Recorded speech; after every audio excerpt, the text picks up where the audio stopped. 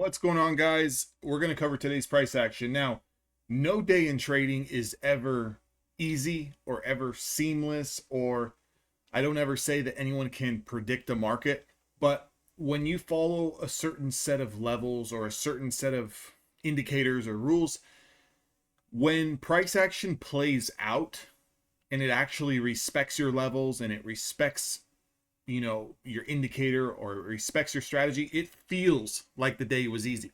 I'm done trading. I've been done trading since probably the first hour of the day. I want to kind of highlight a couple of the trades that I did take. I want to give my thought process behind them, my explanation behind them. So coming into the New York session, obviously this black sided box over here is New York session. Everything over here is between Asia and London session. So just for clarity, coming into today's open, I was looking at the pre-market. I was looking at London session. I was looking a little bit at Asian session. Market really didn't do anything. We had that big push up into the close yesterday and a little bit after hours. And then we kind of just stagnated, put in a little bit of a high and consolidated. So there wasn't really no real big moves that came in London. And when you're a New York trader, so I want to make something clear. I come from trading stocks and options, and I still trade stocks and options every single day. But when you come from trading stocks and options, we obviously trade the New York session. So although we do look at the overnight futures and what they're doing, we're not really paying too much attention to this is the London high, this is the Asian high, Asian low, London low. What I'm looking at as a stock and equities trader, or as an equities and options trader, is are we gapping up or gapping down? Okay. So when we bring that over into the futures markets, today we were gapping up above yesterday's price action. So the idea is never to chase a long on a gap up. If the market is going to be strong, allow those early longs to get trapped, allow the pullback to happen, and preferably after the first 30 minutes, watch it pull into 1 hour support or pull into a daily level or a stronger, higher time frame level. And if the market's going to be strong and it's going to trend to the same side that it gapped up to or gapped down to, what you're going to see is that reversal trap off the open, and you're going to see a continuation. And that's when you're going to want to get long through the pre-market highs or the London highs. Okay. So we're never looking to go long. We're not looking to bounce. We're looking to wait for it to pull back, consolidate, and then take out the highs. And then we want to be long. If that doesn't happen, we keep all of our attention short. But when you come into the market, when the market is gapping up on a day like today, what do you think the first move is going to be? The initial reaction is probably going to be a slight jolt pullback. And if the market's going to be strong, it's going to reverse and trap. Or if it's not going to be strong, it's going to just continue to fade. So you can always kind of catch that early scalp trying to catch the trap.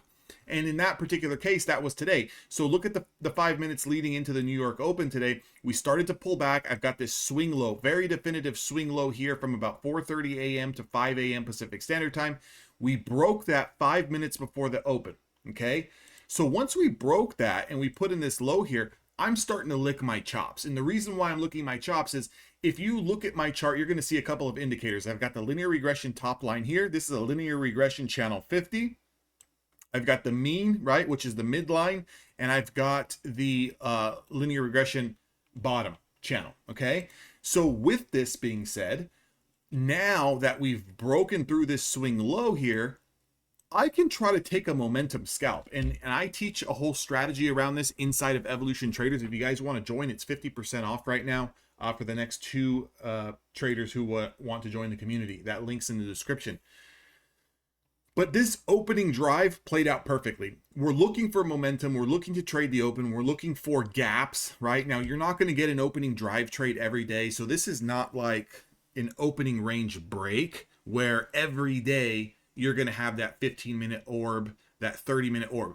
An opening drive play happens maybe once or twice a week, if that, okay? But when they happen, you want to be a part of it. And what you're looking for is price action to take out a swing low or swing high from pre-market, and you're looking for a lot of space into your next support or supply. In this case, we had a lot of space from the swing low of 23,752 all the way down to my linear regression midline of 23,666. Okay, so when we break that in pre-market, I'm just looking to jump into this. I take 10 points. It was like 11 points. So it's not a lot. Did I leave money on the table? Absolutely. But what I did was I start to lock in about 160, 170 bucks, right? Because the way that I'm going to trade this, I'm going to go into this with 10 micros, okay? Because it's a very nice setup for myself. And I'm going to get those 10 points and I'm going to scale out along the way, okay? So when you're trading 10 micros, you're basically trading one mini contract. For every 5 points on one mini contract is $100. So as soon as I get to that $100 mark, I start scaling out of my position. We log in, just shy of $200, over $100. The next setup that I'm really looking for here is once we broke through this linear regression, I'm waiting for a candle to close below it.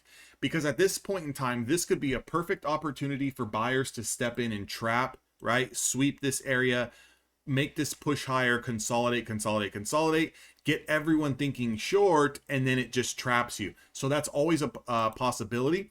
So what I'm looking for in this potential scenario is I want to see a candle close below the linear regression, and I want to see if there's any more follow through to the downside. Now this trade here I got into, I'm looking for the close below the linear regression, and I'm looking to take a following candle that confirms the low.